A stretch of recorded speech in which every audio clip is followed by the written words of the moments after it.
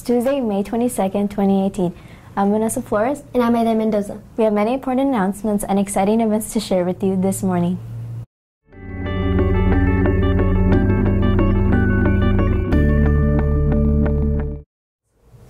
News from RBI Boys Baseball. On Saturday, April 28th, the RBI Junior Boys Baseball have the privilege of going to the Angel Stadium to gain professional skill techniques with professional Angels, athletes, and coaches, such as Jeffrey Marty, Alex Mayer, Noah Ramirez, and others. The boys repeatedly worked hard in 7 stations on the field that our local Angels baseball team has played numerous games on.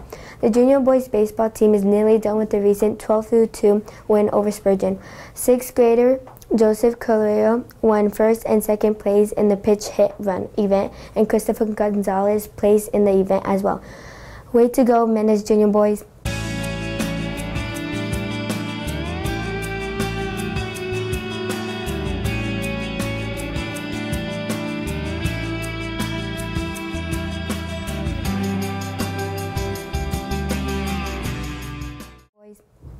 Mendez Scholars, this is our last chance to reserve the 2018 yearbook. See Mrs. Rios, the price is now $40. Don't wait, time is really running out. Mendez Athletes is the time of a year when you and 5 other soccer players unite and compete in the annual soccer tournament during field day, which takes place on Tuesday, May 29th. It is 6 versus 6 male and female soccer tournament, and the games are 13 minutes long with single elimination, which means that once you lose, you are out. Bye-bye. Hasta la vista, baby. Adios. If a team is tied at the end, penalty kicks will determine the winner. Please pick up a form from Mr. Diaz in room 317 to sign up. The last day to submit your form is today, May 22nd. No exceptions. Attention FCA club members, there's an upcoming field trip to go hiking at Corona del Mar this Saturday, May 26th. If you would like to attend this field trip, please pick up a permission slip from Mr. Axel or Mrs. Donovan. We hope that you can attend this fun field trip. Mustangs, you are invited to Free Space, which meets every Monday right after school in Mr. C's classroom, with lunchtime gatherings during first lunch on Thursdays. Free Space is a student community for LGBTQ students and friends. Remember, Free Space is for everyone. Attention Mustangs, it's Chromebook return week. Today, 8th graders will return Chromebooks in their math class. Tomorrow, May 23rd, 7th graders will return Chromebooks, and on Thursday, May 24th, 6th graders will be returning Chromebooks. Remember, when you return your Chromebook, you are also returning your hotspots if you have them. Everyone must return a charger, a red sleeve, in addition to their Chromebook. Be sure to take off any stickers or anything personalized accessories off of your Chromebooks and sleeves as well. Please be responsible and ready.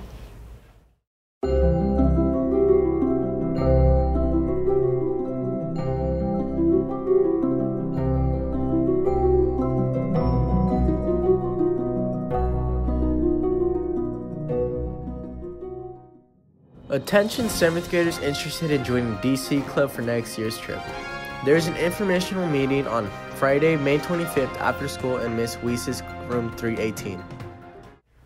Today's featured video showcases the Mendez Gate Symposium event, which happened in March. We are so proud of your achievements, scholars.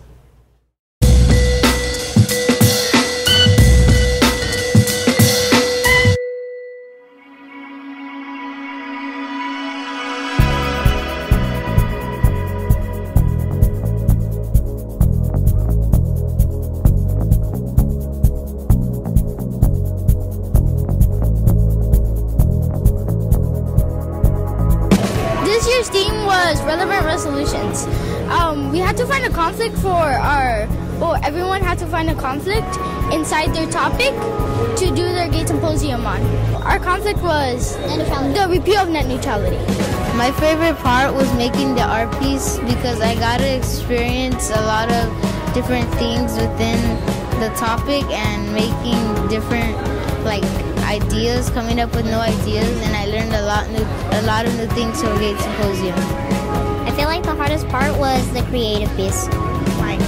Because you have to think about how the creative piece would represent your topic, and then if there was any flaws, how would you make it work?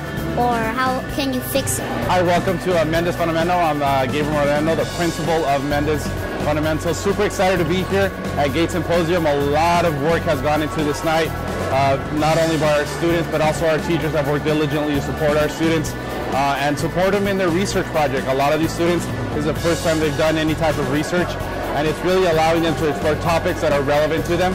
And this year's theme with relevant resolutions, students are really able to look at problems they get to see on a day-to-day situation, and more than anything, look for solutions. How do we solve them? So I hope you enjoy, and thank you for being here. Welcome to GATE Symposium at Mendez. I'm Deborah Park. I'm the GATE coordinator here, and this is Sharon Romeo, and I'm the founder of Lift the Gifted, and here with Mendez to do this wonderful symposium. We've been working together for a couple of years now, but Sharon has started this amazing event and experience for students to do project-based learning. And this year our theme is called Relevant Resolutions. And right now what the students have to do is they have to combine all of their wonderful research and all of their wonderful thinking with the wonderful mentorship that we've had here at Mendez in order to create these wonderful projects. I know I've used wonderful a lot, but I can't think of another word that just describes what it is we're experiencing right now. It's wonderful to see the kids at their most greatest scholarship. And we're happy to be a part of that, and we're happy to be and honored to be mentoring them. Thank you.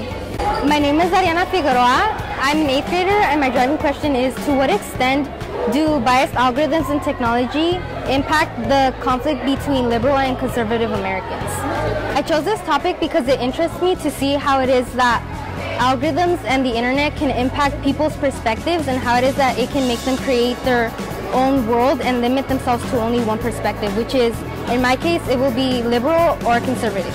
In this experiment, I created 2 different accounts in Facebook, and I compared the different types of ideologies that are considered to be liberal or conservative, and this is how I found out that there actually is bias within the algorithms. My name is Jennifer Cruz. My name is Han Pham, and we're 8th graders. Our driving question is, how does competition within the pharmaceutical drug industry contribute to barriers when accessing medicine? We chose this driving question because in our research we found that there was a lot of competition between different brand and generic drug companies, and then we also found out that when there's a competition and when brand drugs have their drug patented, it creates a barrier for patients to have access to medicine. Well, we didn't know that the branding companies would patent the generic companies. We didn't know about this competition as much. So we found out that the branding companies, they did patent stacking, which meant they got multiple patents on their drug, and they also restricted samples from the generic drug companies, and this was bad for those companies because they weren't able to produce identical medicine due to the restriction. My name is Diego De Chuga. Noah Molina. Christopher Armenta. And we're in 7th grade. Our driving question is, what division and beliefs have led to a rise in hate crimes over time? We chose this topic because it was a relevant topic in America, and it's a more and more growing topic as hate crimes have increased more and more in America. The artistic piece is, so the heart in the middle has names of people who have actually died because of a hate crime, and the flag show about the different communities. My name is Jesus Castillo. My grade is 6th, and as you can see, my driving question is, how does immigration contribute to the debate between Republicans and Democrats? Like this one is the House of Representatives. These are all the representatives, Democratic and Republican, like all those people.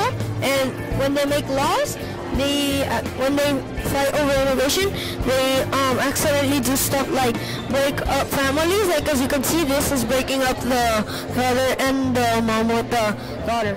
My name is Vanessa G. Prez, and we're an 8th grade group. And our driving question is, how do the rules and trends regarding lobbying impact the relationships between the U.S. government and its citizens? Well, before we actually started the project, we believed that lobbying was actually just legal bribery. But then in the end, we just realized it's a system in which people can be represented by a lobbyist who goes to Congress to advocate for their rights in order to receive a certain benefit. Well, for our creative piece, we decided to do the Capitol building, which is where Congress works. And so we decided to have a whole bunch of hands with the logos of multiple companies which have lobbied for benefits to receive from Congress. My name is Paulette Morales, and my topic is how current immigration laws have been creating debates between pro-migration groups and anti-immigration groups. One new thing I learned from this experience is that even if a person has an extreme bias against something, they can still find a resolution that works.